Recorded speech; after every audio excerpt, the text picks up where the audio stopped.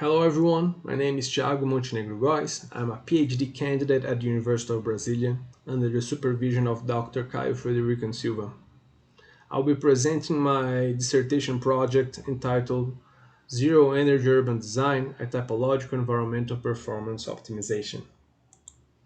First of all, it's important to notice the impact of the building sector on the environment. About 32% of all energy generated on the world ends up being used on the building sector. Furthermore, about half of all raw materials is also end up being used on the building sector. This represents broadly 20% of all CO2 emissions. So reducing the impact of the building sector on the environment is essential to address issues like climate change. And to do so, net zero energy target on buildings is essential. Roughly speaking, net zero energy means balancing the demand side with the supply side of energy, especially with the use of clean energy. But it's really important to realize that it's not only about that. It's about also of minimizing the demand, so it would minimize also the generation of energy.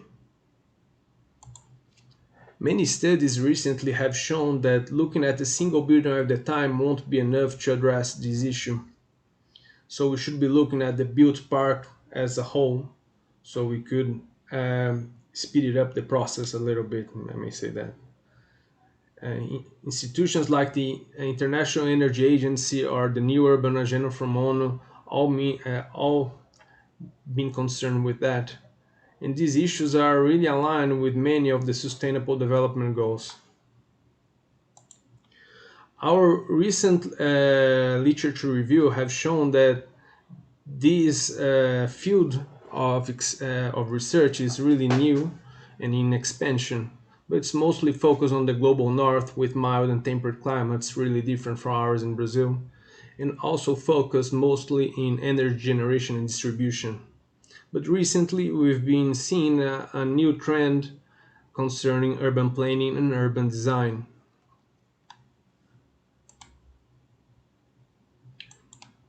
Furthermore, especially with since the pandemic started, many issues concerning environmental performance as a whole also arised. So many have suggested that we should be looking beyond energy efficiency, but with issues like thermal comfort, daylight comfort, ventilation, and urban comfort, like more in a regenerative design approach. So not really looking at one objective to being maximized, but also many objects, especially the indoor performance and the outdoor performance, which are real world problems, not like a research isolated problem. So the research problem of my dissertation is how environmental performance aided parametric design can add urban design to improve this holistic environmental performance, this regenerative approach.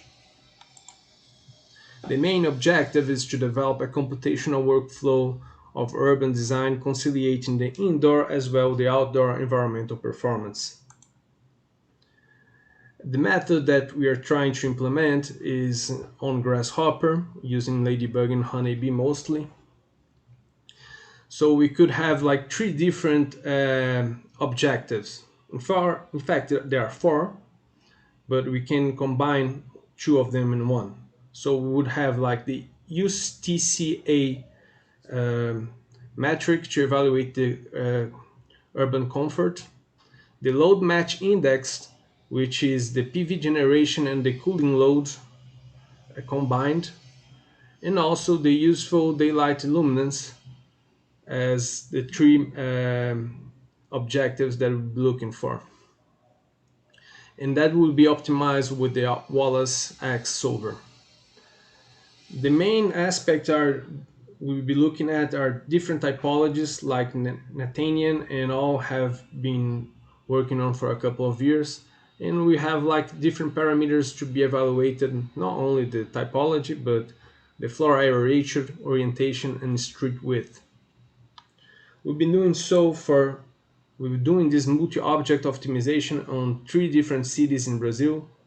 The 3 of the most populated cities in Brazil: São Paulo, Rio de Janeiro, and Brasilia, which, by the way, have different climates.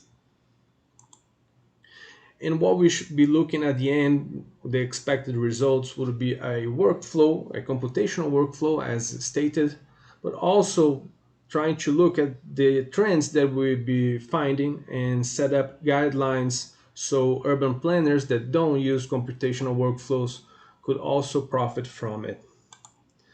Currently, we've been working with some tests, pilots, I may say, and have been working with a undergrad student, and we've been doing some optimizations, and like you can see on the screen.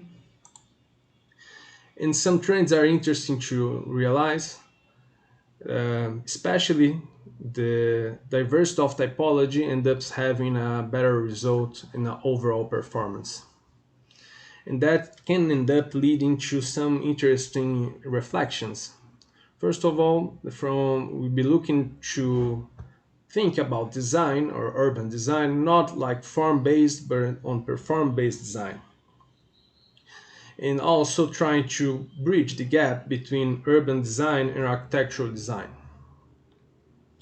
However, we've been facing some challenges as well. The urban form is not as simple to make it parametric sometimes, and the development of the UCTA is also being shown to be a little bit difficult, because in Ladybug and Honeybee they are stored in SQL, so it's not really easy to transform UCTI to UCTA.